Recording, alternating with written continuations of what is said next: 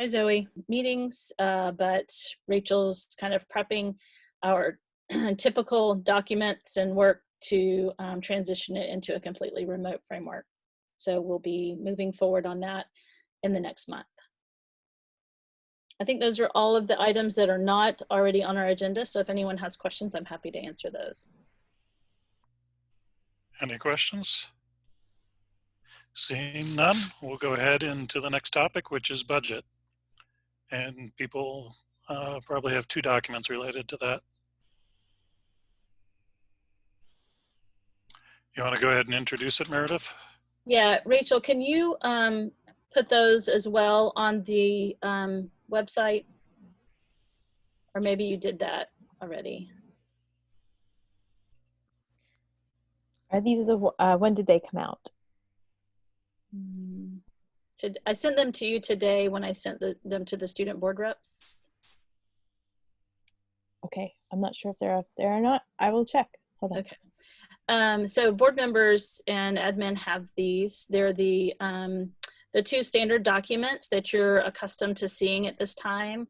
And as I said last meeting, we looked at a list of potential reductions.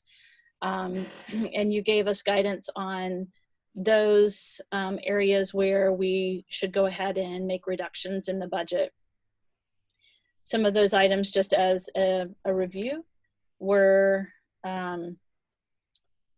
well, things that were easily done and actually had been done prior to our last meeting were the workers' comp rate adjustment. We made the insurance adjustment at the last meeting. That was the ceiling. Now we've made the insurance adjustment to the actual percentage of 3% increase. We've reduced the international program director and costs for travel and recruitment for next year. We've changed the recommendation around the speech services to remain with contract services at the middle school for speech next year. And then we had a set of kind of a few miscellaneous smaller reductions across schools that totaled around it looks like around $14,000. Some furnishings, some course reductions that people were able to find some reductions. So all of that resulted in the budget worksheet that, looks like this, that has the revenue on the top and the expenditures on the bottom. So you can see in the revenues, we really haven't had any adjustment to our revenues, except we adjusted international tuition revenue.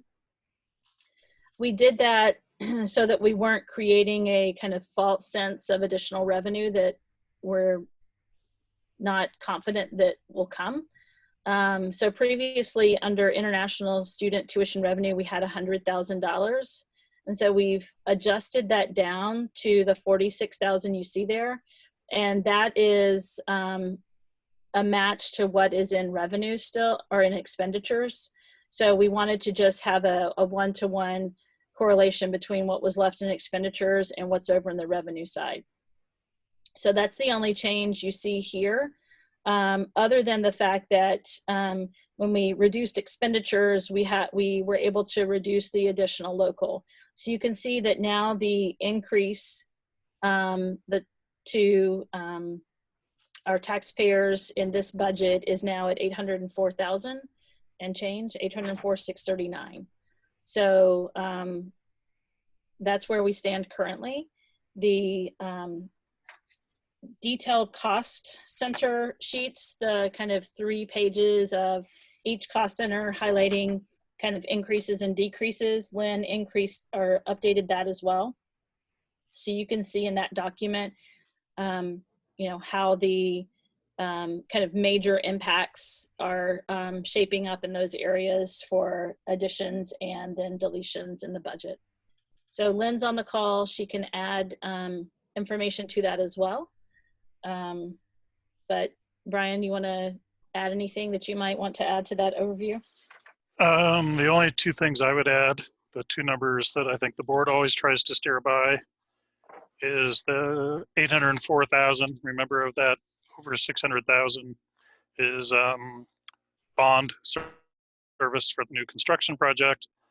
Even with including that, the 804,000 comes out to about, with the current best estimate, the actual housing valuations are not done yet. Won't be done until after we have to finish our budget, but with the current best estimate, it comes out to 1.76 mil. So we had promised an increase of about 1.95 mil. So we're actually, if you take out the increase to cover the bond, looking at a 0.2 mil decrease. I don't know if we'll be able to get that message out in the context of the fact that it's an increase, but that's really what's going on. If you take out the promised 1.95 mil increase to cover the bond, it's a 0.2 mil decrease. The other thing I was just looking at very quickly is, again, if you take out the increased debts, or if you look at the expense increases, it's about 8%, but a lot of that's due to debt service. If you take that out, it's about 3.5%.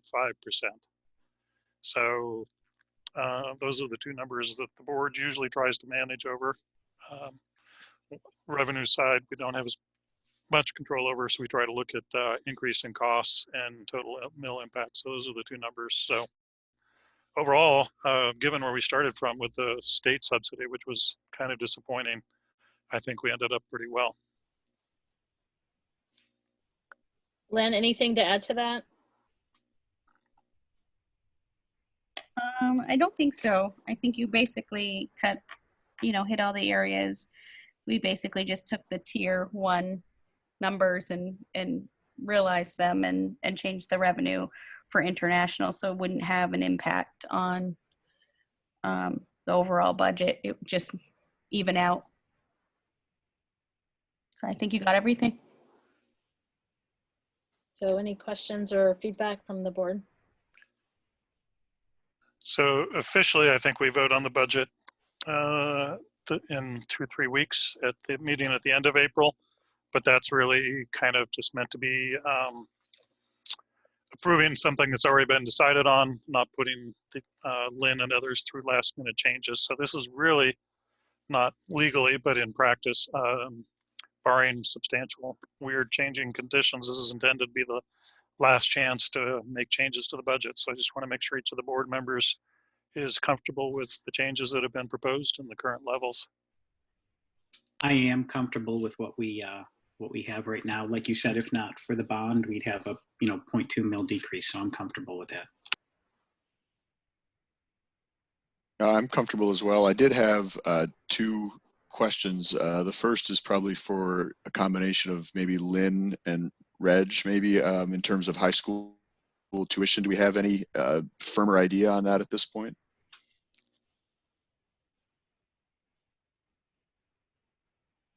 Reg, you're muted. Oh, sorry about that. We don't have any firmer numbers, but things are looking like the number we put in the budget is on the conservative side. So I'm very confident we're going to hit that number and probably exceed it. So Great.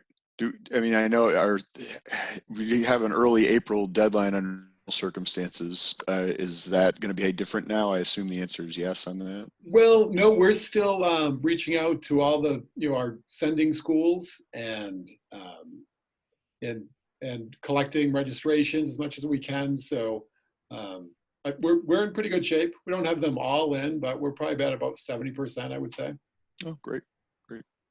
Thank you. And my second question has to do under the stipend line on the sheet that details the changes that were made by cost center. I see that there's an assistant football coach at the high school stipend that's been removed.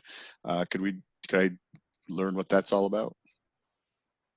Make sure. Lynn, correct me if I'm wrong, and I see Mike's on here, maybe he can, and Sean is on here.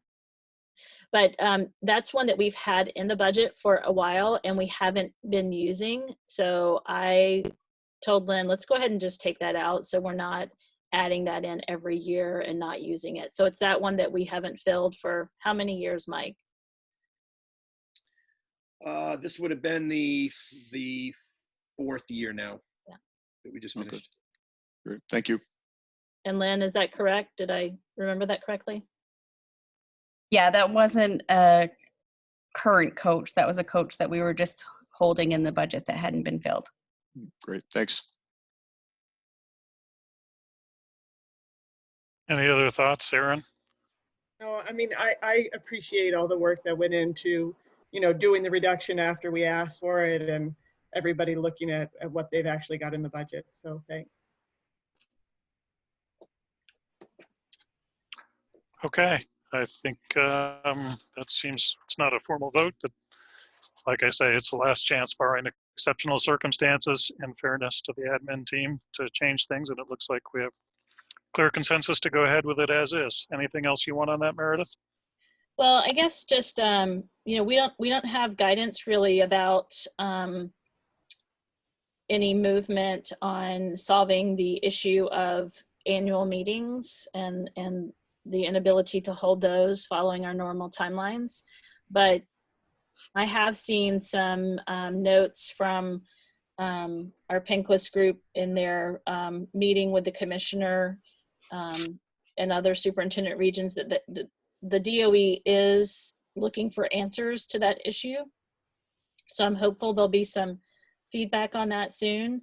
But after watching the governor's press conference today and seeing that there was, I think it was maybe an aspirational date for rescheduling the June vote for July 14th. So I guess, what we will need to find out is if we will have any option to be able to hold some kind of form of annual budget meeting in preparation for that date, if that's going to be a statewide referendum date or statewide voting date. Yeah, I wish we had more clarity too. I've escalated this to our state legislators and to MESBA. I know, the superintendents are on top of it too. So we'll just have to keep escalating it as an issue. I guess if it were, just thinking out loud, but if it were on July 14th, I don't know when the town commits taxes. I don't think it's actually until the end of July or the beginning of August. Do you know, Mark? I believe you're right on that. I think it's usually late July. I'm not 100% sure of that, but I'm pretty sure that's correct. The town usually doesn't vote on their budget until first or second week in July. So that's probably a viable time frame for us. Yeah, and I think some years it's even been well into August before they actually do that. So I think we would be okay under that scenario. Yeah. I mean, I think if there's not a vote, and we have to have a town meeting before that point in time, but maybe we'll just have to see how that evolves, but it seems like there's at least a chance the schedule could work out. Failing that, I think we have to go ahead with last year's tax rates, and then we would be spending that down faster than would be sustainable because of the fact we have the bond. So we would have to get to a point it's going to be a long time before we spend that down because our first large bond payment is not until the spring. So I think we'd be okay, but we would have to have a special tax vote for a tax increase sometime in the late fall, or I think we could even make it to the winter if we had to do that. So I think our bases are covered, but certainly nerve-wracking to watch and not know how this is going to play out. So it seems like for next meeting, we'll prepare as we typically do for that meeting and bring you, this information to vote on. So we're prepared for when we do have that opportunity. Yep. I mean, personally, my wish would be that we could have a town meeting go forward by Zoom. I think people have gotten pretty used to that, and it's reasonably effective. That would require a change in state law, and it would require work with the town clerk. But that's what I've been pushing for. I think it would be possible, but we'll see. Len, do you have any questions about that for next meeting? Are you all set? No, that was my question that you asked, or if we were still going to follow through with our same timetable and just be ready to go whenever, or if we were going to hold, but you answered my question. Okay. So you haven't weighed in. I know budgets can look kind of overwhelming, but you at least have that list of additions and subtractions. Any thoughts or concerns you had? No, not really. Okay. All right, we'll go ahead and move on to the COVID responses. The bulk of the meeting here, 5. I would just note, by the way, that we have 25 people. So I don't know if this is just an extra interesting meeting or if Zoom is an effective way to get people to participate, but it is nice to have a large crowd tonight. Oh, and Rachel, while I'm thinking of it, the updated version of policy DFA that Meredith sent around, could you add that to the webpage as well? The board has it, but for the public, if you could put the updated DFA, we have a while till we get there, but that would be helpful. I will do that. And the link is working as I add new things because it's just a page just for anybody. So if Okay, you refresh it and things will get added. great. Thank you so much. Mhm. So next up, first up, regional coordination for closure extension. Meredith? The Pinkwith superintendent group, as all regional superintendent groups are now doing, as I understand, we've been working together really throughout this situation to, as much as we can, share thoughts, perspectives, try to coordinate some decision making and some timing on communication. And so, for example, the decision to extend to the April 27th date was a coordinated decision and coordinated communication plan with the Pinkwith group. We had begun some talk about coordinating for after making decisions beyond that. And then the governor kind of issued the order that extended us out to May 1st. I think everyone's just feeling still there's a lot that's unknown right now to make decisions beyond that to this point. So we're meeting weekly, and I think the last decision, the last kind of agreement that we made was that by the week before April vacation, we will try to come to a regional agreement about what's next. And so what we talked about doing in that context is that whatever decision we made, that we would say we would make it, make that recommendation to our boards, but let the public know what that recommendation was going to be, and then bring those recommendations to the board. To each of our boards respectively. So I just wanted to let you know that that's what we've been doing as a group, and that's the plan. I talked some with Brian about that. You know, depending on what that decision is, if it's an extension of the status quo that we're doing, that's less of a board decision than if the recommendation's around something different.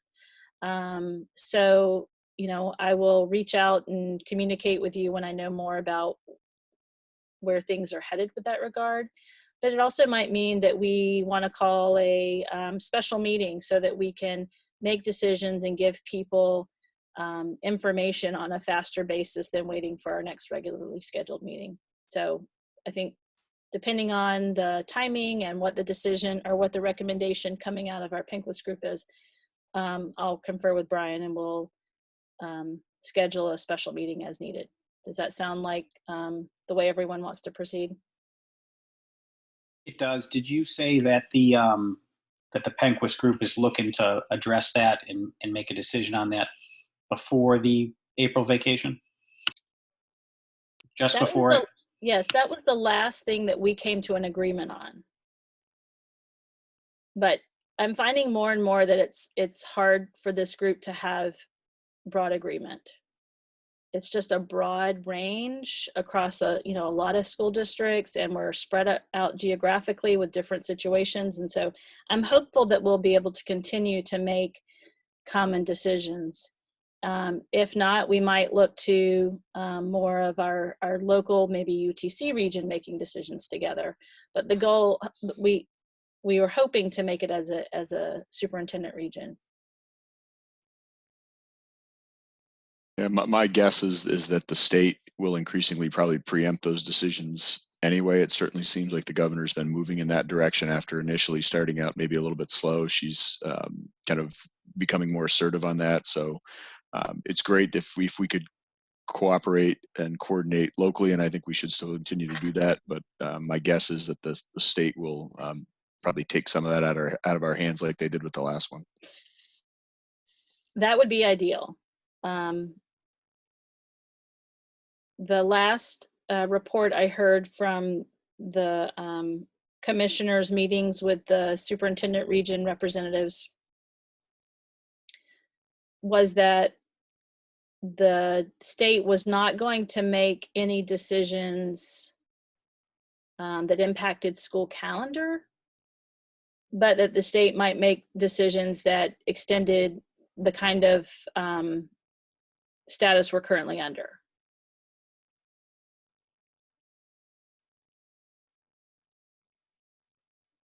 Any other questions on that item or feedback? Nope, looks like we're good with that. Also, I just noticed another student rep is on. She was on second screen for me, but you should feel free to chime in anytime you want to as well. So next up is co-curricular, extracurricular stipend payment during remote learning school closure. So I know you're bringing a recommendation on that, Meredith. Yes. So, you know, on the list of many things to figure out, this has been one of them that got pushed down the road a bit. And we're tackling a number of those items tonight. And so this is one that we have been trying to figure out the right approach to how to handle payment of stipends, particularly the spring season and seasonal activities that happen that were just getting started when we started the closure. But just to acknowledge, you know, we have the majority of our stipends that happen throughout the year, and their activities have also been interrupted somewhat by this closure.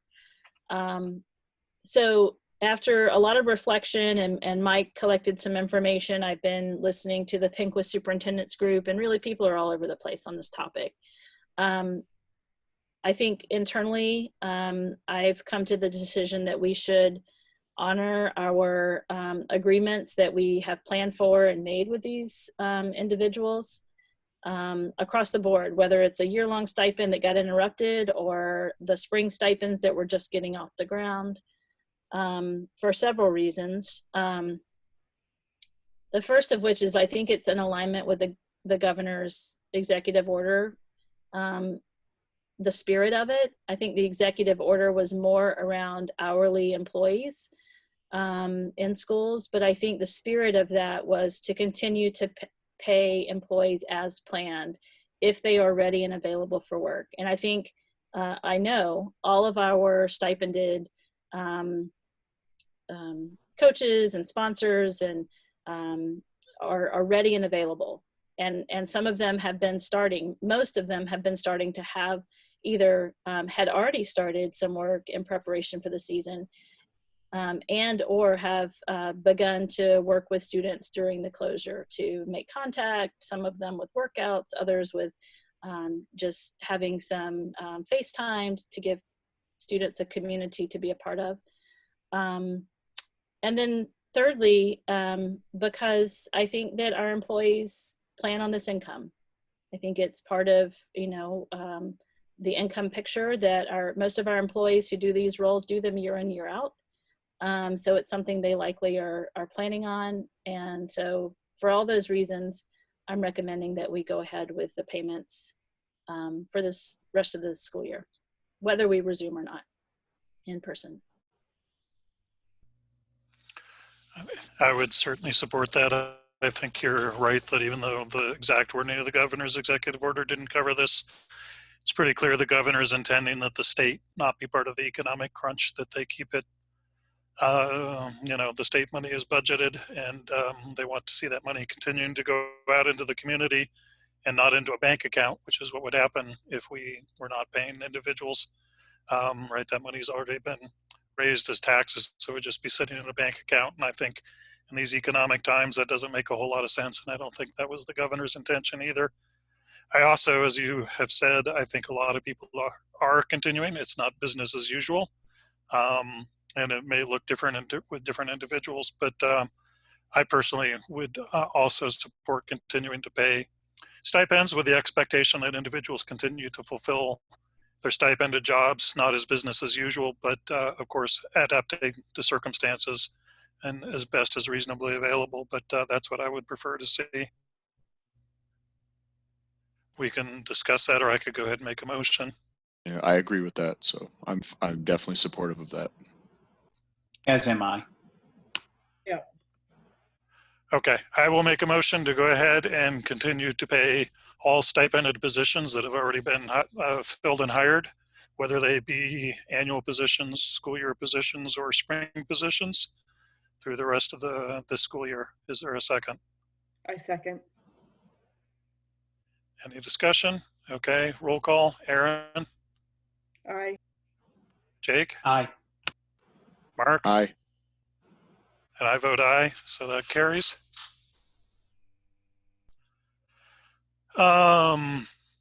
Modifications to IKF, graduation requirement policy. Meredith, or I don't know if you want to turn it over to Reg. Well, I'll start, and Reg can add anything that I might leave out or that you might have as questions. So I think Zoe at the last meeting brought up a concern that I think that had been on the radar for the high school as well, around the service learning requirement and the hardship potentially that credit would have, given our students quarantine or self-isolating, stay-at-home order that we're under. And so we are recommending waiving the service learning requirement for the class of 2020. And that's under IKF. It's a half credit. Reg, do you have anything to add to that? No, just to say, ironically, this senior class has been in better shape than the last probably 2 or 3 years in getting their service learning hours. But nevertheless, it only seems fair that we don't hold them to this. There are a number that usually finish it up this semester, and I just don't know how they would be able to fulfill it if they can't, come in contact with other people. So it only seems fair to waive it for this class. I would go ahead and make a motion to waive the service learning requirement under policy IKF for graduation for students graduating in June 2020. Is there a second? Any further discussion? Aaron, how do you vote? Aye. Jake? Aye. Mark? Aye. Also vote aye, so that carries. Next up, we have modifications to grading under remote learning, and that's one of the documents that's up on the webpage that Rachel linked to. You want to introduce that, Meredith? Sure. So this is another topic that we needed more time to really make a determination about how we were going to move forward as we, at least at the middle and high school, moved into a new grading period. At ASA, really as remote learning got started, ASA was beginning their 3rd trimester. So it's really timely that we take this tonight and get this information shared out to both teachers and students and their families. So we started by really just thinking about what are our priorities, what are our goals, and trying to develop a framework for grading that supports those goals. I think I can say that there is no framework that's going to be perfect, that's going to work in every circumstance under these circumstances. And so we really wrestled with this a lot. I mean, I think everyone that's weighed in on this, is thinking about a situation that they're trying to solve that might be different than the situation that the next person's trying to solve. And so those situations really bring them to kind of a different conclusion. And so really trying to look at all of those and can go back to what are our goals. We've landed on the recommendation we have tonight. And I will tell you just as transparently as I can be that I have really gone round and round on this. Like, you know, last week I said no, that I just don't think that's the right approach. By the end of the week, I had kind of moved in another direction. And, you know, the more you talk about this, the more you kind of evolve in your thinking. And so this changed today. Again, I shared the draft with the board last night for you to begin looking at. And then we just had further thinking. You know, I was thinking about this last night and this morning, and Reg and Richard and I and others met and talked and just tried to adjust this to account for what we're trying to accomplish during the remainder of school, at least under remote learning. So I think the academic goals are really important to consider, that really we're trying to support students right now in their social emotional well-being. And we think that that's a big part of the continuation of educational services right now. And that's a really important role that we have in a community and in this nation, but in our local communities to support students and their well-being during this time is an important part of the goals we have for our program. Additionally, to work to keep students engaged and to try to maintain their skill set that they have in their learning and to limit regression during this time is another important goal that we have. And the third goal is to extend learning. And that has to be incremental, it has to be differentiated. And that's one of the real, I think, balances that every teacher has to find. And, you know, every teacher on this meeting tonight and in our schools and everywhere, you know, they want their students to be ready for next year. They want to be able to provide students the same kind of learning experiences they would have had if we were all in school together as, you know, business as usual. So it's a really difficult adjustment to try to figure out how to adjust that new learning and what the right amount is and what the highest priority items are, and to reconcile that we're just not going to get students to the same place as we would have otherwise. But I think that incremental introduction of new content is something that's an important academic goal for this time. So those are the three elements. And then the philosophy, you know, I think is a really important piece as well, that, you know, recognizing that a lot of stress and anxiety is on everyone right now. And we also understand that students are under a wide variety of conditions, are you know, experiencing this through a wide variety of conditions. So recognizing that, we want to make grading decisions that are both compassionate and understanding.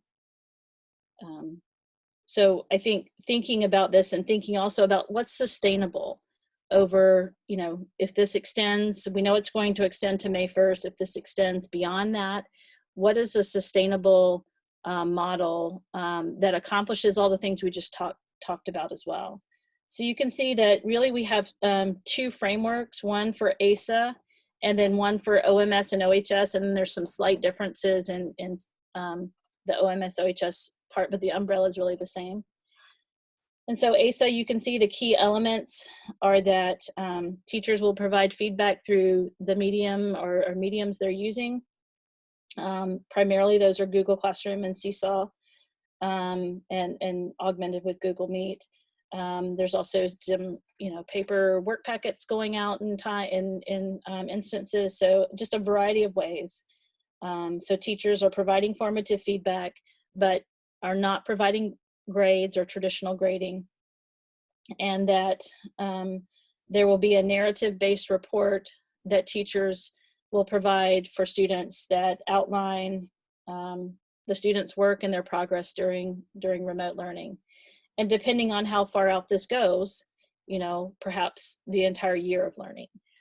So it, much like on the ASA report cards, there are a lot of narrative comments, particularly, you know, as you get to the end of your report, there's a narrative kind of summary of the student's progress. And that's what we're imagining here to be shared with families. With OMS and OHS, it's different from what ACE is doing in that they're just set up differently, have, you know, students change classes. They really move through a lot more of a kind of credit and discrete courses rather than a more holistic kind of instruction under fewer teachers. So as we thought about OMS and OHS, it seemed to make sense to structure those similarly. So in this framework, kind of thinking back to trying to take a more holistic approach, we have structured this so there will not be individual assignment grades and more of over the week, looking at the students' engagement, looking at the students' submission of assignments. Are they participating with assignments? And then looking at the quality of work to make kind of weekly grades on the scale that you see provided here. And those weekly grades would be the single grade that goes into PowerSchool for that week. The grading framework, we talked a lot about frameworks, and we had, you know, multiple options that we started with. We did give strong consideration to more of a pass-fail framework as well. We ended up with this one that you see, the A through F, with number grades that are going to be what's entered into PowerSchool. And we went with the highest numerical value for each of those number grades. And we went with this for several reasons. One, because it correlates most fluidly with the current system set up in PowerSchool with grading scales and with what families are accustomed to in terms of an A through F framework. Also, we feel like it gives the opportunity to provide more specific feedback to families with, you know, 5 potential data points of kind of feedback on their progress, as opposed to a framework like a neighboring district's doing that I think has fewer than that, 3 or maybe 4 with the incomplete I saw in there in the last version. And that was just something that was, I think, more easily for people to make a shift into. So you can see that also for the, I think it's a more forgiving framework in terms of like the F is a 68 at the high school, a 64 at the middle school. So that's the very highest numeric grade for that, for an F. And so we were trying to structure this in a way that extended, kind of gave the most benefit to the child and the most opportunity to be successful. And so as we were looking at how to, you know, set those kind of thresholds, we really decided, I mean, we again went through lots of options and reiterations of this. If you went back to the version history of our documents, I'm sure there are a couple hundred versions of what we have here in terms of all the changes that we've gone through. But this system, I think we've talked with Troy, who has done some talking or is going to with PowerSchool. He's done some, he's going to do some more. Reg might have an update for us on that. And this framework is, I think, a lot more seamless with what we can do in that system. So I just want to pause there. I've been talking a lot, and see if any of the principals have anything to say so far. We can go further into the next part, but any questions from board members on this as well up to this point? I had a question. Will there be a semester two? Will there be like a way for high schools frame in order to incorporate quarter two into semester two? Or will that just go as normal? To incorporate quarter two into semester two? Quarter four, you mean? Oh, sorry, quarter four. Okay. Yeah, and that's actually in the next section. We're going to get into that. So if you, I'll answer that in just a second when we get to the next section, if that's okay. Yeah, that sounds good. So I know this is complicated and I know there's massive discussion, but let me see if I can accurately summarize this just to make sure everybody's on the same page. So at ASA, there will continue to be feedback, including written narrative feedback at the end of the year, but there basically won't be grades. Is that I know it's a simplification, but is that basically the gist? And at middle school and high school, grade book assignment by assignment grades are going away, and it's just a summative week by week assessment. The week by week assessments are a letter grade, but in terms of, I guess you'll get to this, but in terms of things like GPA calculations, they're being rounded up to the top of the scale. So anything that's a B is the highest possible B, anything that's an A is the highest possible A. Is that an accurate description of what's happening at the high school? Not, I mean, it's mostly accurate. I mean, teachers will still be grading assignments. You know, they'll still be giving feedback on assignments, but that's not the grade that will go into Power School. They'll track that maybe in Google Classroom or just old-fashioned paper grade book. You know, so they'll still be giving feedback to students on kind of how they did on an assignment.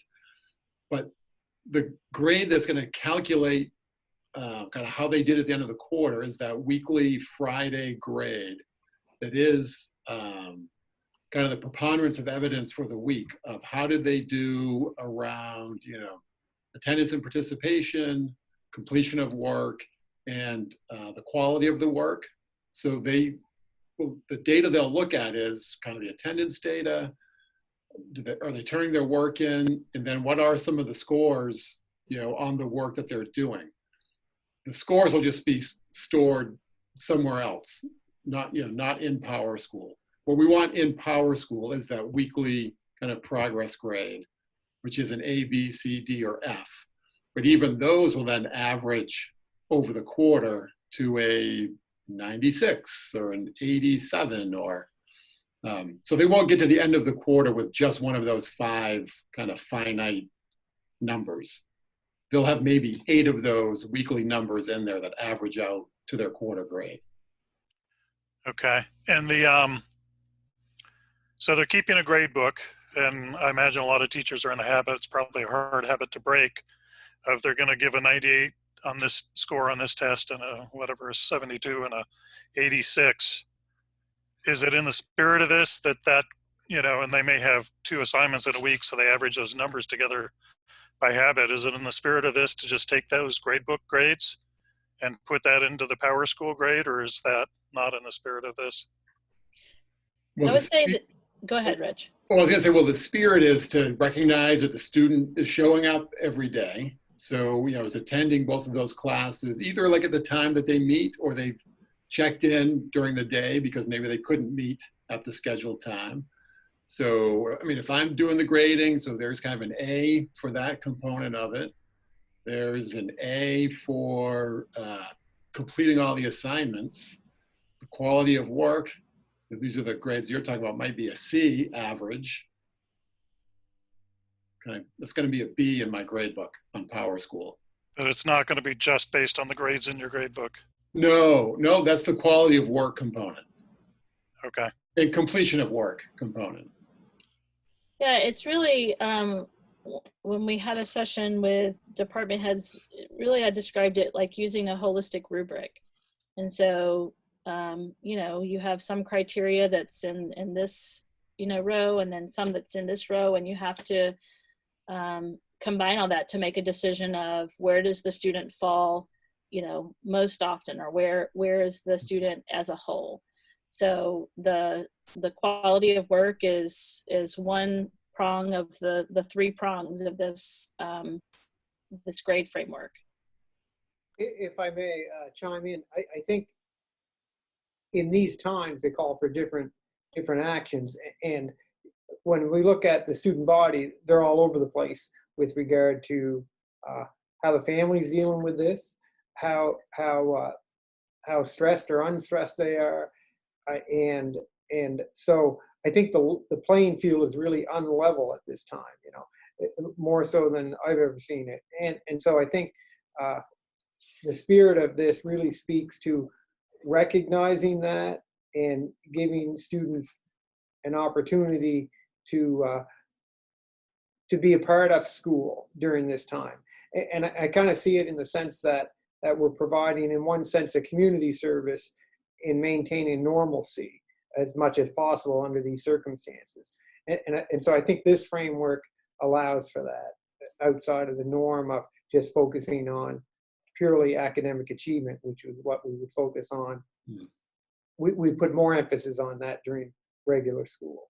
No, I mean, I completely agree, and that's where I'm headed to. But I think it'd be a mistake to do business as usual grades right now. So that's just what I'm trying to figure out, is how this is not business as usual. Mm-hmm. And what I'm hearing is there's a rounding up component, and I'm also hearing that it's a more holistic, less quantitative assessment. Yes, that is correct. Okay, thank you. I think you had more you wanted to get through, Meredith, unless there were other specific questions. Yeah, I mean, I think a key part of this is what, what Amina was asking about is, so, we've talked about how the actual grades are calculated on a weekly basis and what scale is used and what the criteria is, but then what's done with those grades, and that's the next section on this document, the grade point calculation. So this is another place where there are just differences between how grades work and how they're used in the middle and high school. So there's some differences here in different ways. And as we've moved through different reiterations or different kind of versions of this, it's changed how different they are. And so for the middle school, where really we don't do grade point average calculations anyway, grades for quarter 3 and quarter 4 will be reported on the report card. Semester grades are not used in middle school, so there's really no current averaging of those that's done. So they'll just simply be reported out. And there's really not a long-term structure for how that follows a student. For the high school, though, that's a different structure where grade point averages are, a big part of the kind of accumulation of learning and grades over the course of someone's high school career. So in figuring that out, our recommendation is that these second semester grades will be an average of the quarter 3 and quarter 4 grade.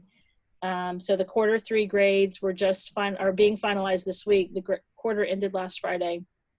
So that grade will be the quarter 3, and then quarter 4 following this, or the framework that's adopted, whatever that might be, that those would be averaged together, and that grade would be incorporated into the grade point average calculation. I think an important part of that, though, for a number of us, was that we felt like there needed to be a safety net. We felt like there needed to be a way that students who are under difficult circumstances right now can appeal to have something different work for them.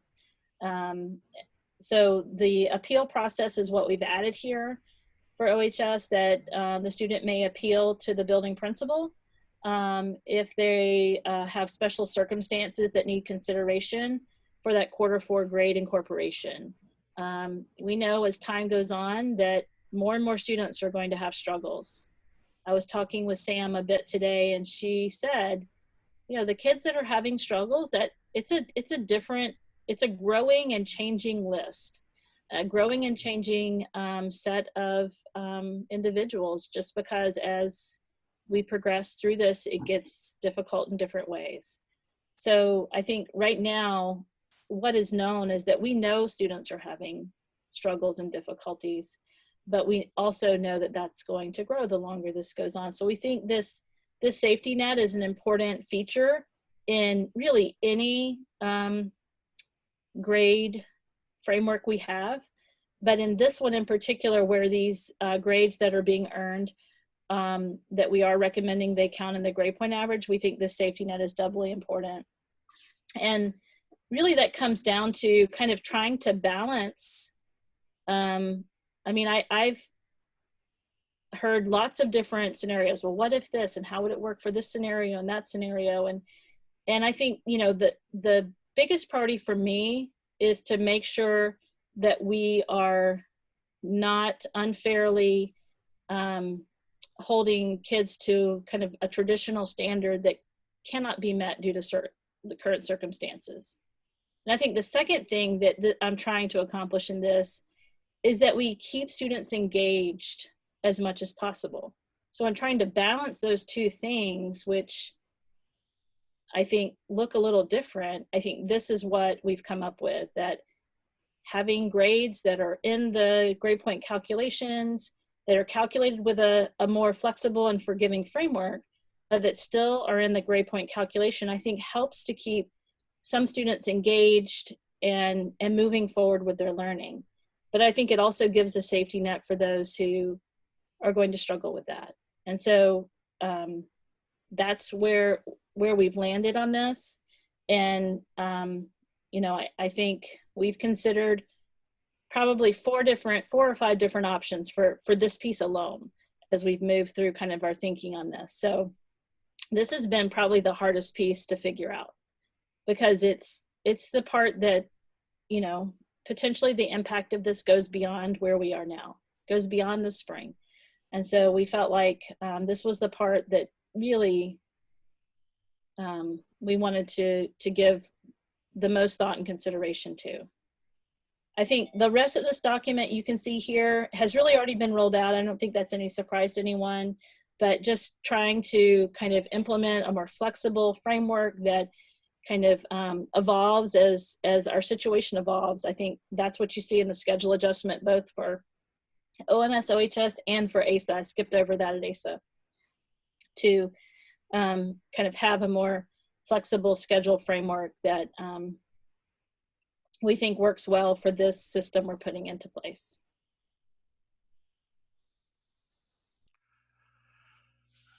Okay, thank you. So first, I just want to acknowledge and appreciation how much work goes into this. And I can say as a college professor, this is not an easy conversation. If you get 5 people, you probably have 8 or 9 opinions about what you should do, and that's not an exaggeration.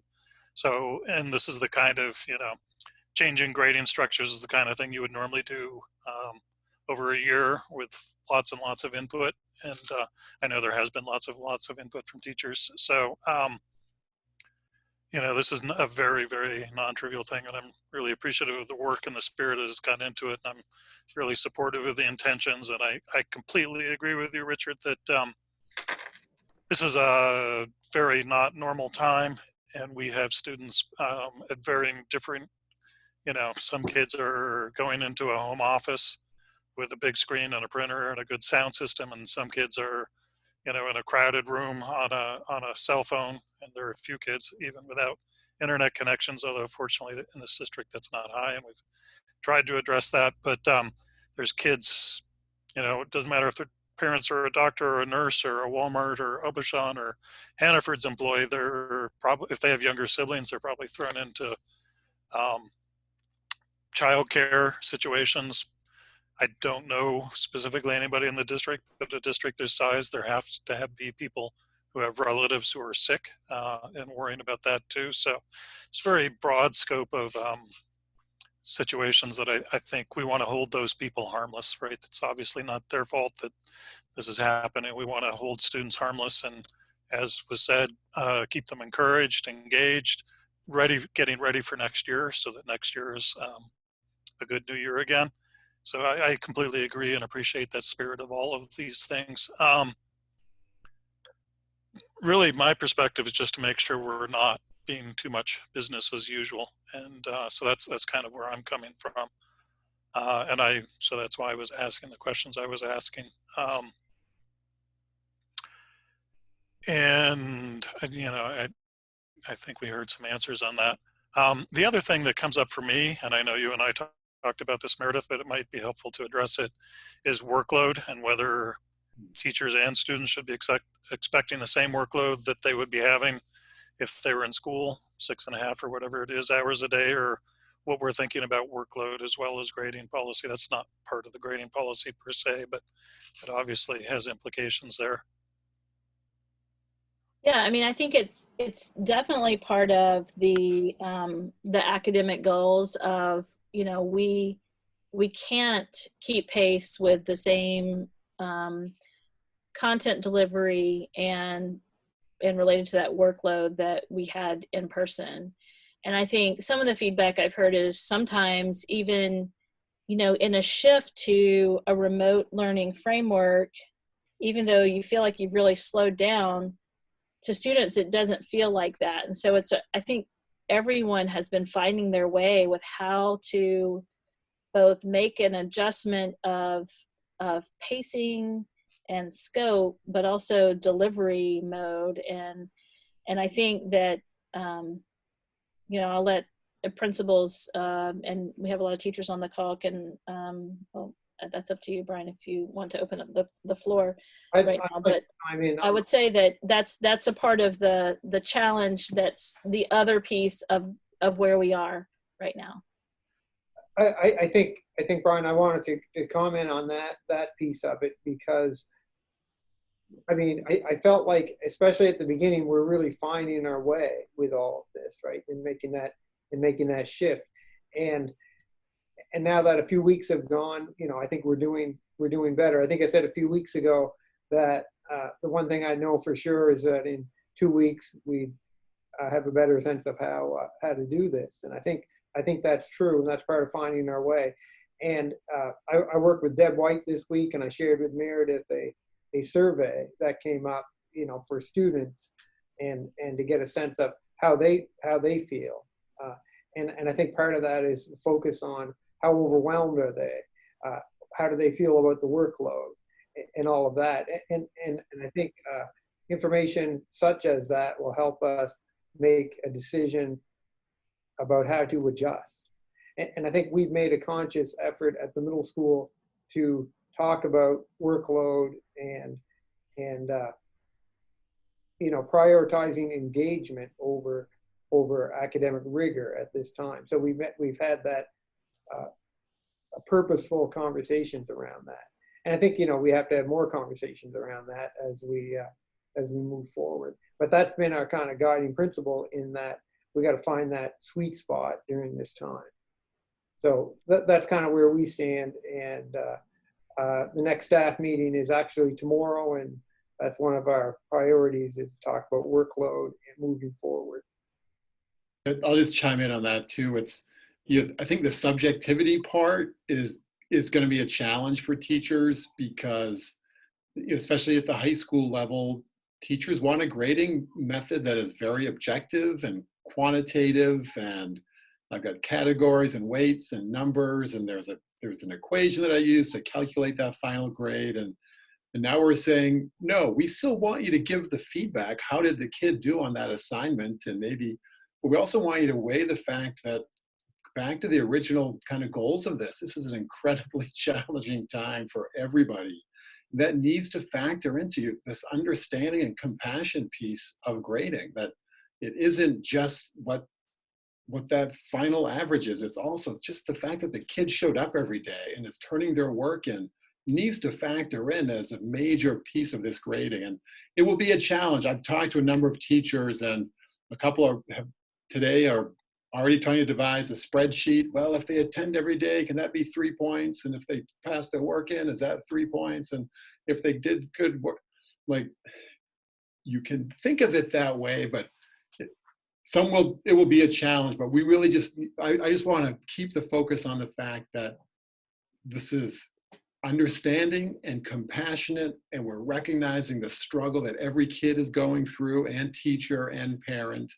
And we want to keep our high flyers engaged and motivated, and our reluctant, struggling students also engaged, and keep them coming to school and feel like they have a chance to do well. So it is a tough balance to strike, but we're gonna find it and do our best. Reg, if I may, just add in, I have to give kudos to our student support team. They spend an enormous amount of time really tracking students to their digital footprints to see, are they showing up? When do we need to reach out? And I think we're really, in a sense, capitalizing on the asynchronous nature of remote learning. We find that there are many elementary students who will be there in the morning and there's nothing in the afternoon, but they might be there in late afternoon. So we're trying to adapt to that as well. I would also say that our focus on the narrative framework has been, I think, is very wise in some ways. There are many stories to be told. The traditional framework of giving you a grade really doesn't pan out very well at our level. So we're hearing more from students all the time who are sharing with us their stories. And obviously we want to keep the academic rigor, but we're trying to keep that our focus. Again, done with compassion and flexibility. I do Yeah. think the workload is a conversation that has to be continued with every faculty meeting. And, as I know, because I have middle schoolers in my house, I one morning last week heard Richard pop into the Google Meet, first period Google Meet that teacher was having with the staff. So I think the more also our principals are, in and out of those classrooms and just helping to provide feedback. And because I think it is hard for a teacher to decide, over the course of, a student's day, they have sometimes, 8 teachers at the high school, maybe more, or 2 days. And so what is too much? And I think that in this framework, we have to begin to help people discover that. And that's through a lot of conversation and, some maybe creative ways to look at it as a group. I know that Richard's talking about it this week. I know that when I was in the ASA staff meeting last week, I know that it came up, and there's been conversation over, email about that. So I think it's an important conversation to continue because, Brian, to your point, I think it's as much an important part of the framework as the details of the numbers and what goes in the GPA and what doesn't during this time. Yeah, I agree. I mean, there was there's starting to be articles in the New York Times and all over the place about adults also having to recognize that they're not going to maintain the same pace and output of work as they have under more normal circumstances. And I just think it's important to recognize that for kids as well. I mean, one very concrete concern I have is I understand that Friday doesn't have a color day at the high school. And I'm understanding that there's now multiple teachers who are deciding that means there's a weekly test on Friday.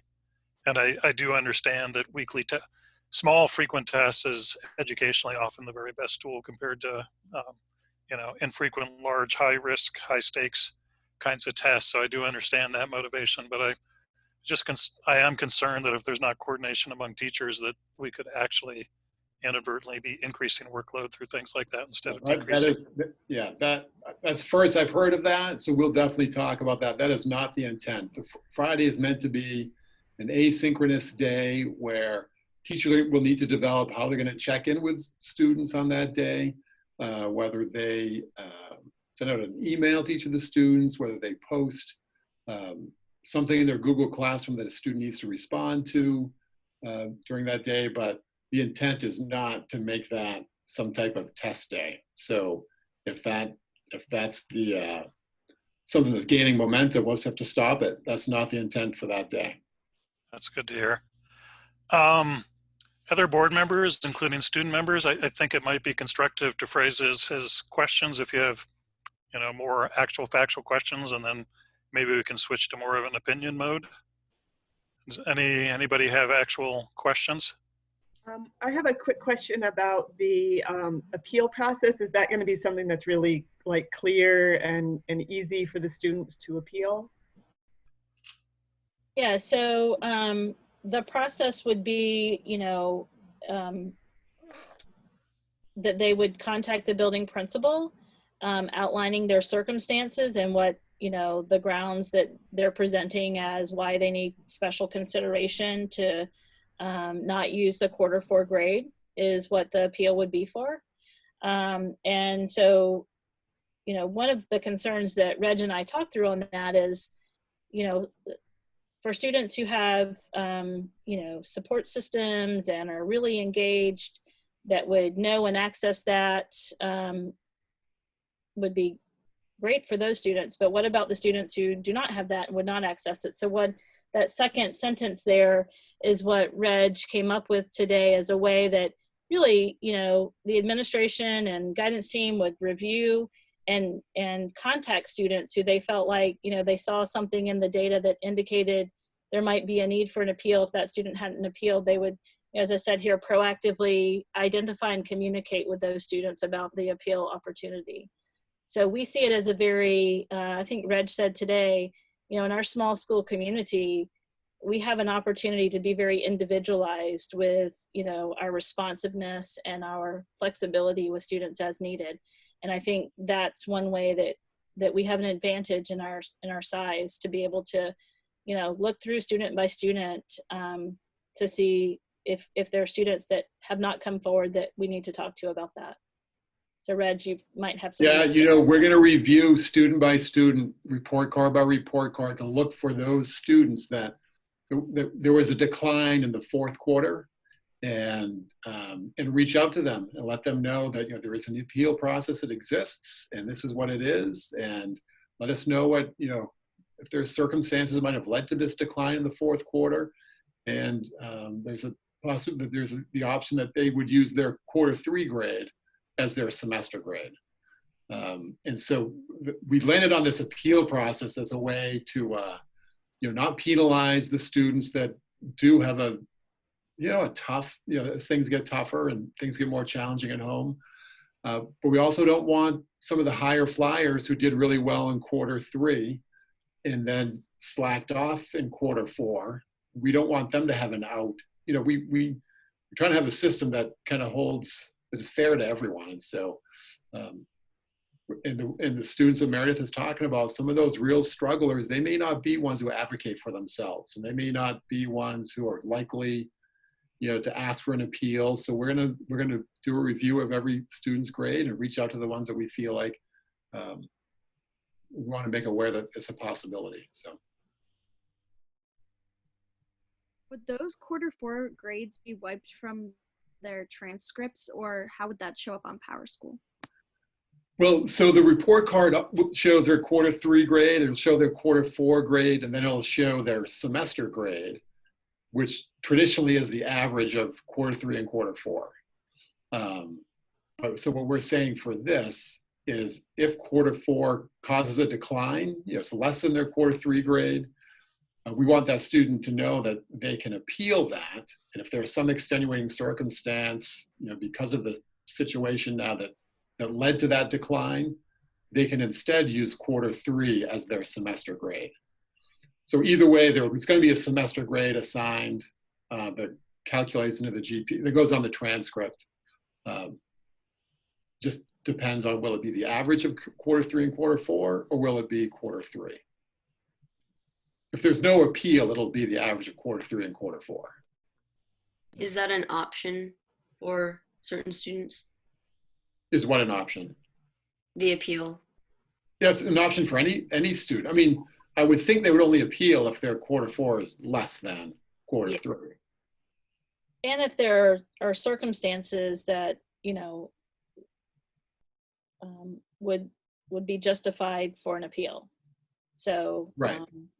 That could be any number of circumstances, but there's going to be a decision-making process that the administration is going to have to make on that. But their students are going to have to submit, some information about what the extenuating circumstance was that led to that decline. And I like some of the circumstances that we're currently working with some students on an individual basis right now.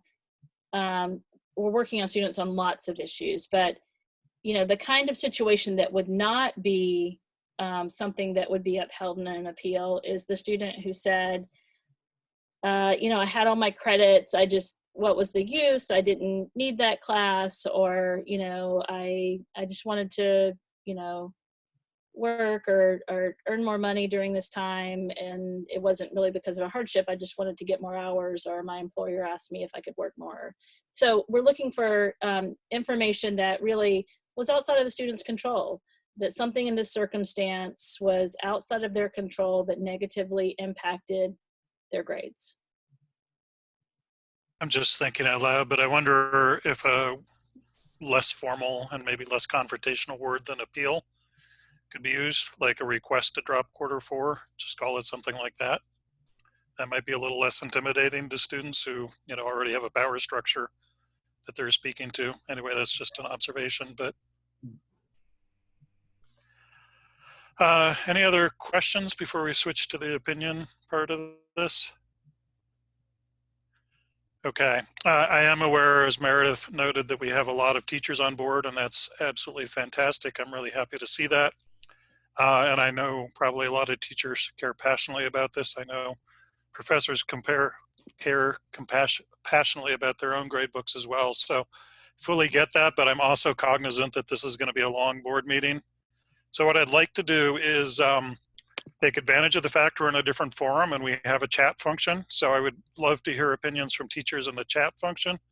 But I would like to, the teachers have been having an opportunity to have a conversation and feedback to the administrators. So we'll try that as an experiment, and I would be more than happy, teachers, if you go down to the bottom, there's a chat button. It looks like a word balloon, and I'd be more than happy to hear feedback through that from the teachers. But see if we can keep the opinions, just because I know this, we could have, like I said, 30 people, we could easily spend 2 hours discussing this, and there's already been a kind of a focusing process that's happened with the administrators. So see if we can keep the opinion conversation with chat from the teachers or anybody who's online, and have the board and the administrators and also board, including the student reps, switch to the opinion side of things.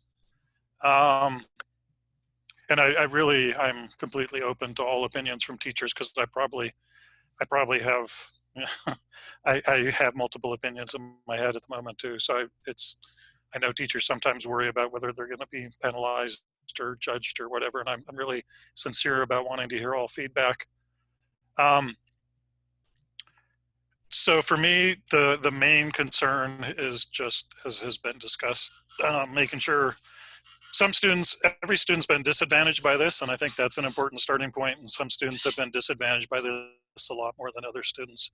And so I think recognizing both of those things is really important. And so, yeah, so, and I tend to have a fairly high trust in the students, or that they bring the motivations that they bring. Some of them are higher than others, but that they're going to do what their motivation inspires them to do, regardless of grades. I'm not sure there's actually a huge amount of educational evidence that grades are the primary motivators for students, but I respect that there's a lot of effort that's gone into this, and I have seen several versions. It has changed. It is real time. There's a lot of effort. So I'm supporting the recommendation that comes out.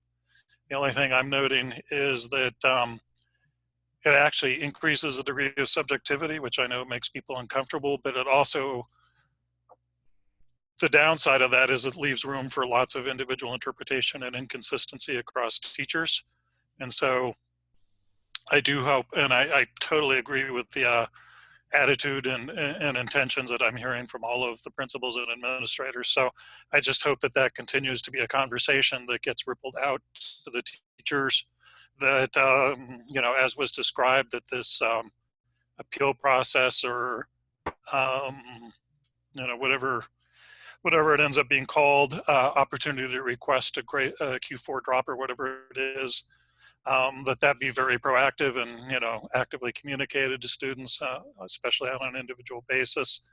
And that, you know, teachers take to heart that this is not a business as usual time, that if you're not softening your workload and if you're not softening your grading curve, probably that's not fully accommodating the time that students are experiencing right now. And I know we have I know our teachers are very compassionate and very concerned about our students, so I'm not trying to lecture the teachers, but I just hope everybody, if in doubt, you err around on the side of making the workload less and rounding the grades up, because I think that's appropriate to the time. And I just don't think 1/4 of grades, if we're soft for 1/4 of grades, I just don't think that's the end of the world. So that's kind of the perspective I'm coming from. But I do think a lot of work and effort that I'm very appreciative of, starting with the administrators down through the teachers and back up, are, you know, so I'm happy to respect what the administrators are presenting. Other thoughts?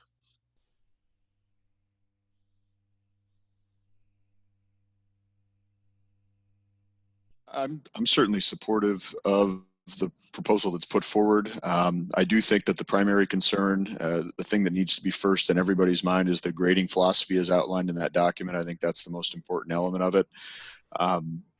The other thing I would add is that I do think we need to keep in mind, to the best that we're able, to kind of try and meet all three of what are outlined as the academic goals.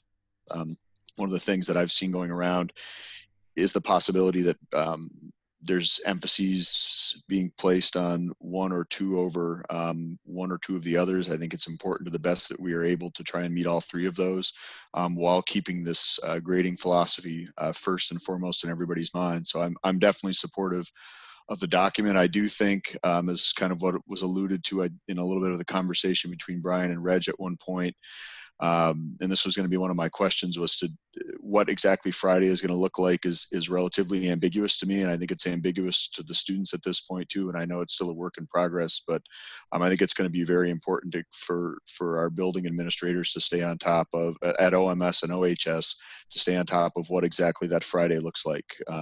But other than that, I'm definitely supportive of the plan that's laid out here. I think it's a good one going forward.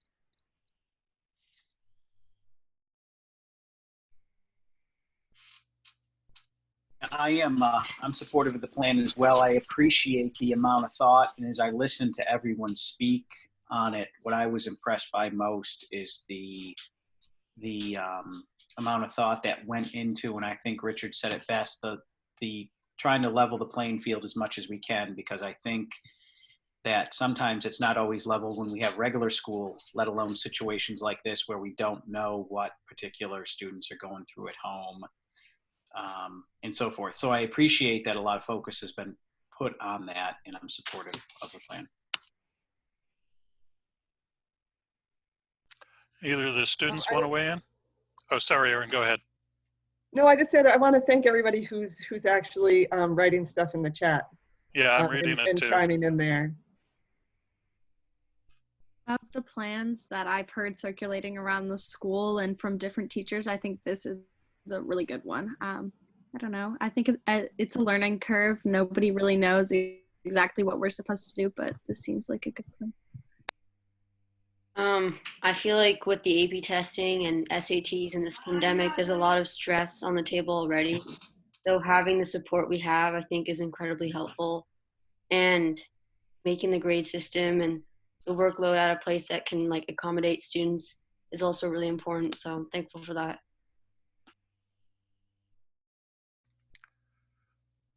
Okay.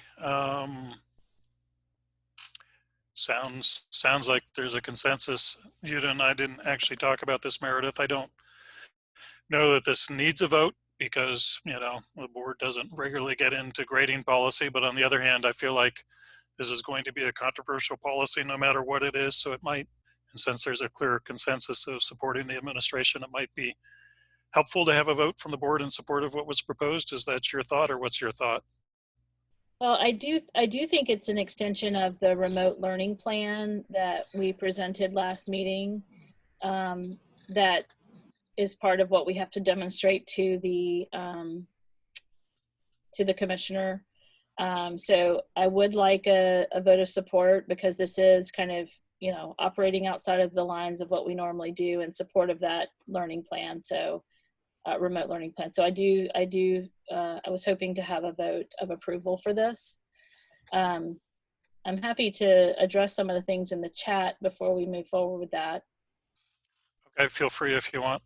Yeah, I think first with the item about the appeal, I think teachers have information to add into that picture, and I think the administration might have different information to add to that picture. So I do think having involving the staff as much as possible, if staff are available. I mean, some of this will just depend on when our school year ends and what the timeline is. But I think, yes, that the intention would be to contact the teacher and to bring the teacher into that conversation, would be how that would be structured. And we just really kind of shaped the appeal or the request for consideration clause today. So, I imagine kind of creating a structure around that so that people kind of understood it and knew what they needed to do to access it would be a step as we get further down the road that Reg and the team can work on. Reg, do you have anything different to add to that about the appeal and teachers' involvement and the structure? No, I think it's important that we're not going to change any grades. The appeal process won't include asking teachers to change any assignment grades, any of those weekly progress grades. It would certainly bring the teacher into the conversation to see, well, what's this kid's performance been like, for the quarter? What's the teacher perspective? And then from the kid, trying to find out what the extenuating circumstance is outside. And so take both into account, both the teacher perspective, the student perspective, and then in the context. One of the other situations would be, the students that showed improvement in 5 classes, but went down in 1 class, and it turns out because they just stopped going to that class and they lost interest in math, and that's an appeal that probably wouldn't be carried forward. So collect as much information as possible, but I think it's important to know we're not talking about changing grades. I saw a couple of the comments that made it sound like, oh, you're going to trust our judgment. Well, of course, we're not going to ask teachers to change what their, the grade that they gave the student. We're going to look at how that semester grade is calculated. And I think one of the other comments was about just being clear that the appeal process is not just an automatic. And I think maybe strengthening the language in that section where it says appeal request should outline, maybe we should say appeal requests must outline special circumstances needing consideration. That might, communicate that there has to be special circumstances demonstrated.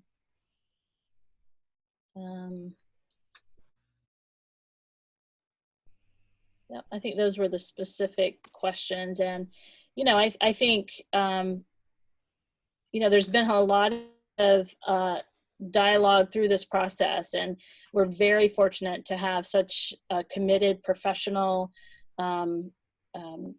just high quality staff through this time, because as Brian said, in other places, there's been a much slower response, a much slower build up to being able to provide this alternative framework to carry on instruction, to carry on the school community in a different setting. So our staff is really is really to be commended for that. And as we continue to learn as we move through this process. And I think the conversations around workload, I don't think I hope no one's taking those as a suggestion that people are acting in a manner that's unprofessional. I think I think it's looking at trying to look when we're so disconnected from one another, trying to help us see the big picture that is so difficult to see with lots of different teachers, and we're all in our separate spaces. And so that's part of the challenge of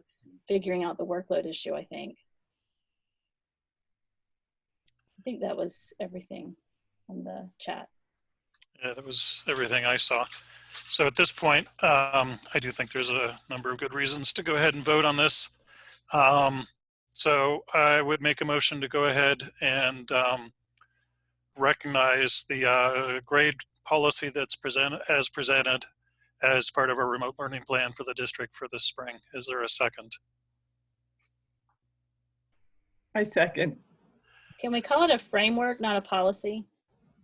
Yes, it's not a policy.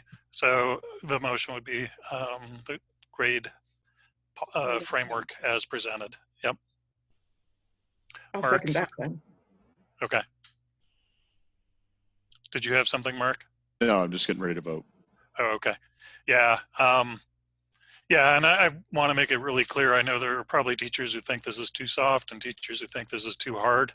And I just want to say that I recognize both of those come out of a place of commitment and compassion for kids. And I appreciate the teachers we have in this district.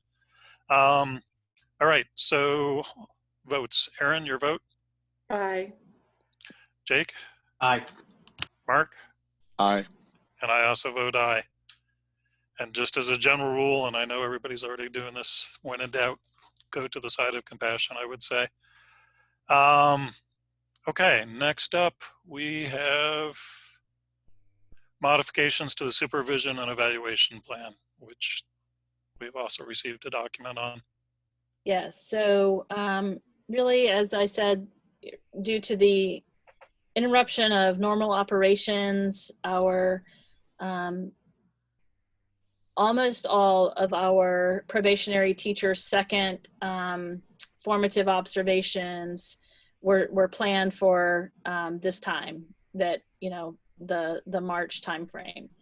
And so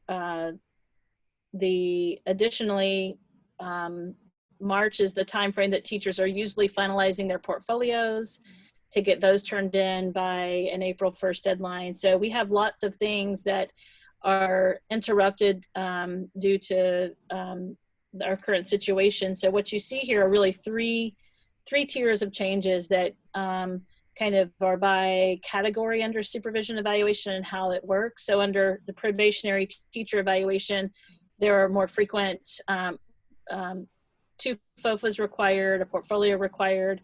And so what we're recommending for the probationary teachers is the reduction of the FOFA requirement from 2 FOFAs to 1, because that second cycle was interrupted. And all probationary teachers have had 1 FOFA this year. Addition to that, administrators will be able to augment that with walkthrough and other observational data that's been collected, and incorporate that into the summative. With probationary teachers, the portfolio, really, we feel like it has to be optional because there's just not an opportunity to push that out further, as there is with the next group, the continuing contract staff. And so if teachers, probationary teachers have that either already submitted or ready to submit, we will use the portfolio. Otherwise, that would be waived in this recommendation, and those points would then be diverted over into the observation section of the calculation.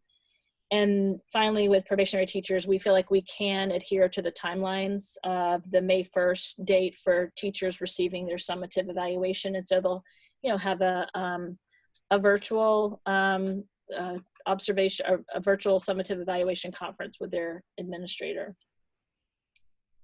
Under continuing contract, all teachers that are in the year 3, you know, those teachers on year 3 cycles.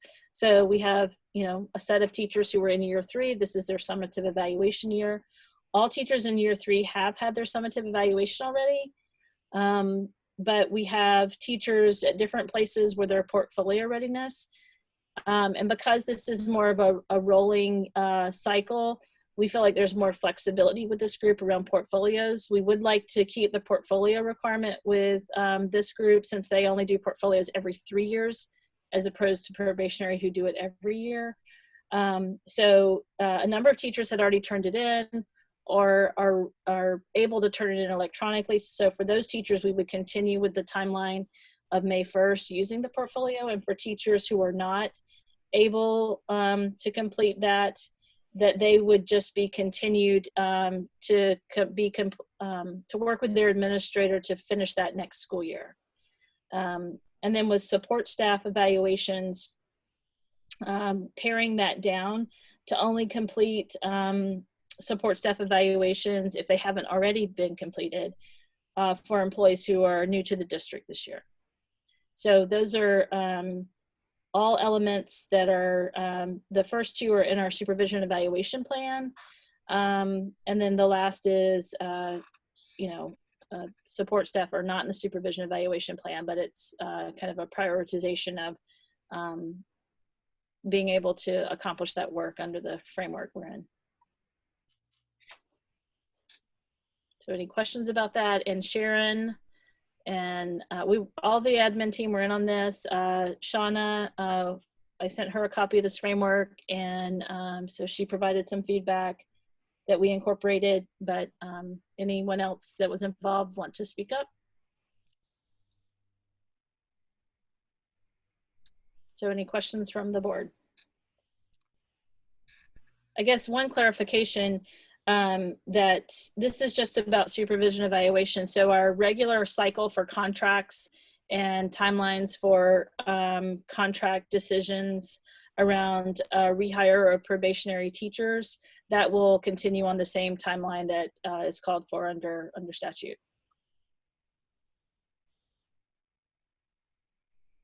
Any questions? I think it all seems pretty sensible to me. We're not getting a release in time on the probationary teachers, so I do think it's important we proceed with that. But the rest of it, I think, as I've been saying, it's not business as usual, and we have to be accommodative. So I would make a motion to approve this as an amendment to the supervision and evaluation plan approved last summer. Is there a second? I second. Any discussion? Okay, Aaron, your vote? Aye. Jake? Aye. Mark? Aye. I also vote aye. Okay, I don't think there's any hiring recommendations at this time, is there, Meredith? Okay, so next up is policies. We have one. It had a first read last, I believe it was in June. Since it had been so long, we did bring it back to the policy subcommittee and we discussed it, and everybody was happy with it as it stood. Everybody, as I recollect, was happy with it as it stood in June, but it never had a second read. Please do make sure you have the more recent version, not what was sent out with the board packet, but the one Meredith sent out late Friday afternoon, or the one that Rachel uploaded to the webpage. So I would make a motion to have a second read and adopt policy DFA on investment of district funds as presented, noting specifically that it was the updated second version that was discussed in policy committee. Is there a second? I second. Any discussion or comments on this? The only thing I had under, maybe a typo, but under A4, yield, it says maximize returns then available on the market. Should it be when available on the market? I meant currently on the market. I think then Okay. might capture that, but we could change it to currently. Are you okay with that, or? Yeah, no, I'm fine with that. No. Okay. Any other comments?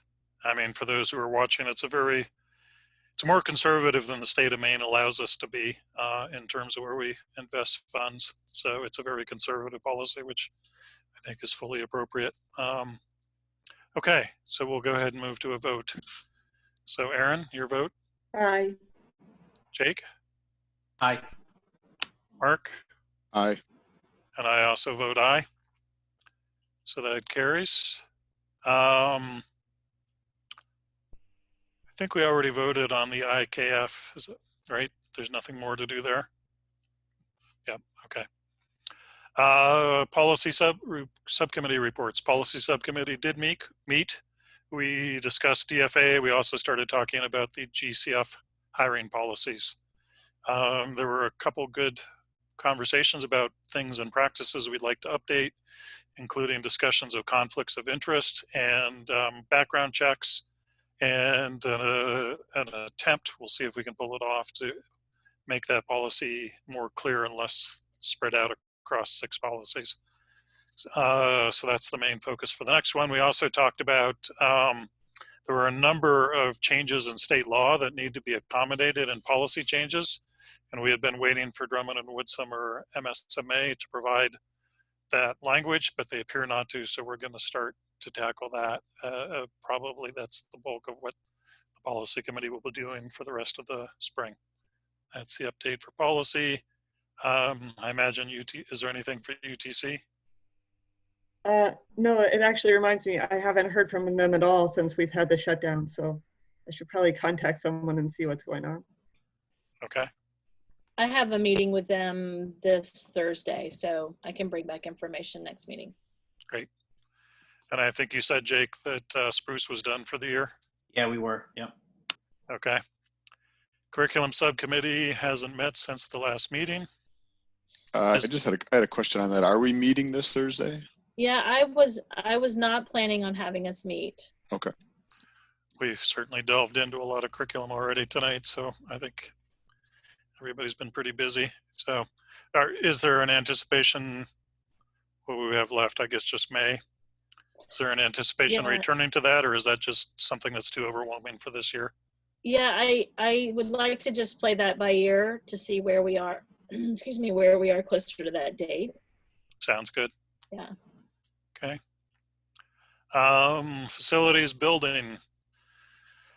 I think the update's largely similar to what we gave last time, namely that we're getting down to a bid date. We'll put the documents out around the week of April 15th, plus or minus a few days, probably plus a few days if anything, and probably open bids early May, and we'll see where we stand at that point. There's a final quality control set of documents that have been circulated around to the building committee, who are reading through those.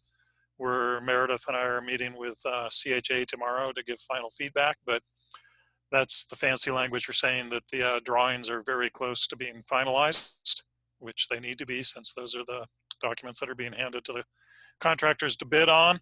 The bidding process, like everything else, is kind of up in the air in terms of, in particular, opening the bids has to be a public open meeting. We have determined that we can do that through Zoom. Although apparently it's typical for contractors to sit outside and watch who else is showing up and pull out a high bid or a low bid based on who else is showing up. So I'm not sure how those dynamics are going to play out. Bigger issue is it's typical also to have a walkthrough, especially on a renovation project like ours, where they can walk through and see existing conditions. That puts them on the hook for not being able to down the road say, oh, you didn't tell us about that, so we're going to have to charge you extra. Obviously, with our buildings shut down, there's issues about that. I don't think that's been finalized. We'll probably talk about that with CHA tomorrow, about whether that's something we can do via video or that's something we can do on a Friday after employees are out. And, any virus will have 2 or 3 days to die before anybody goes back in the building. It's not clear what we're going to do with that, but certainly staff safety is paramount in that consideration. So we'll talk about that tomorrow. I think that's it. Anything you would add, Meredith? I would just say that, we've been doing a lot of work. Brent in particular has been doing a lot of work to prepare for the disruption that's going to be happening in terms of, getting kind of new spaces planned for contractors to come in and do some work to help us modify some spaces for some of the movement, to get portables, groundwork ready for portables to come in. So a lot has been happening on that front, and also on the front of CHA needing, you know, a ton of information all the time to finalize their documents. So Brent's really been on top of, you know, this situation going on with the cleaning and disinfecting the building, just a lot of work around this project that he's been doing a great job on. So I want to commend him for that. But, you know, just the disruption that's going to be happening this summer in our buildings is a significant consideration, as we've been talking about, you know, summer programming and how we handle that. And we add on the layer of unknowns about, you know, what summer programming might look like given our current remote learning state. So there's a lot kind of up in the air, and we're trying to determine if there are ways that we should begin getting ready now. And balancing that against trying to keep, you know, limited numbers in the building. So right now we've just been getting some quotes on some work, but we are probably going to move forward with a couple of projects at ASA during this shutdown time that are really critical to get done when people aren't in the building. Fire alarm work and security system work that are problematic if people are in the building when that work's being done. So those are two of the high priority projects that we're pursuing right now. And just to add to that, you kind of hit on this, but the macro question probably in a lot of people's mind is if construction's actually going to go forward. We don't know for sure, of course, but as of this time, construction is considered an essential service under the governor's order, and so construction is an allowable business to move forward. There's some real strong timing reasons to let them get in over the summer. And so, you know, no commitments, things will be adapted as necessary and as the state tells us to and as wisdom tells us to. But at the moment, it's thought that construction is going to be able to go forward legally. And CHA has gone back and forth on whether this is going to help our bid or hurt our bid. If there are material shortages, it could hurt our bid, but current best guess is a lot of private work is being canceled right now. So the fact that we're proceeding could actually help our bid, but obviously everything's still pretty up in the air. But as of this moment, other than the fact that there's a cloud over everything, there's no particular reason to assume the project's not going forward as scheduled.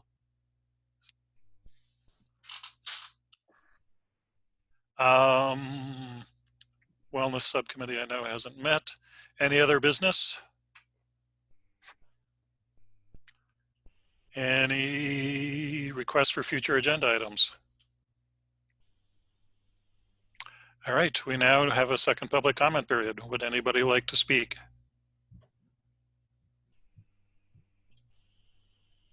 I thought I heard somebody unmuting, but maybe not. Give it one more minute.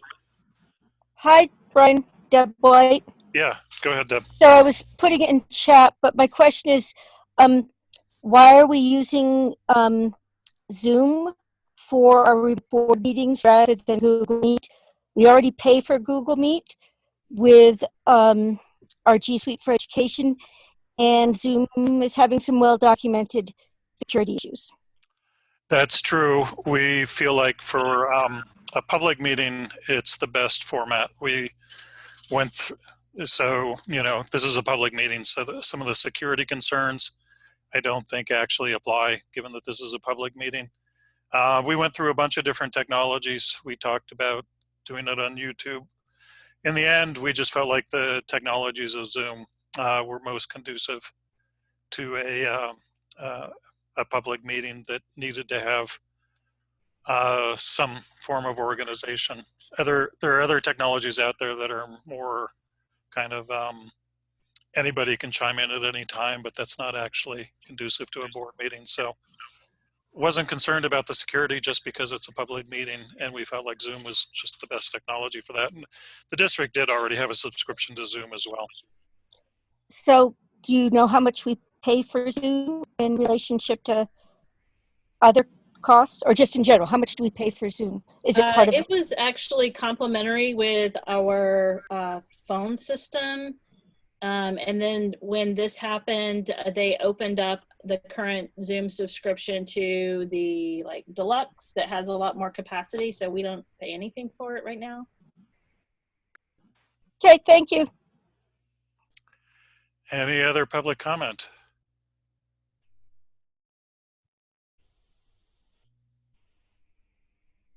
Not hearing anything. Give it one more minute. All right, we'll go ahead. The next meeting is Tuesday, April 28th, 6 p.m. Almost, well, we'll see, but probably not in the Orono Town Council chambers as the agenda says, but probably over Zoom again with a Zoom link. And if anybody has had a technology challenge or concern joining in, please do let us know about that so we can address that. But so far, my sense is has been pretty effective about everybody being able to participate in here. So we will post a link with the board agenda. Any board members have a request for information or follow-up? I have one. I would like, oh, I'm sorry, Aaron, go ahead. No, that I was just going to ask. I know that like now this isn't on YouTube. Is there a way to watch this meeting? I know we were recording. Is there a way for people to watch it if they couldn't be here live? It will be posted on YouTube. Okay. Yeah, Rachel posted the last one the next morning. It was up on YouTube. So this one. Okay, it's just that at the bottom. Oh, maybe that's the live stream of the meeting. Maybe I just misread that. Yeah, I see the recording button on, so I know Rachel's recording, and so she'll, and in many ways, since it's right on her desktop right now or laptop, it'll be easy to upload. So hopefully by tomorrow, but certainly very shortly, it'll be up on our regular YouTube channel. I guess the chat won't be up there, but actually, Rachel, if it's possible, you can also save the chat. It would be great to save that and post that as well if we can.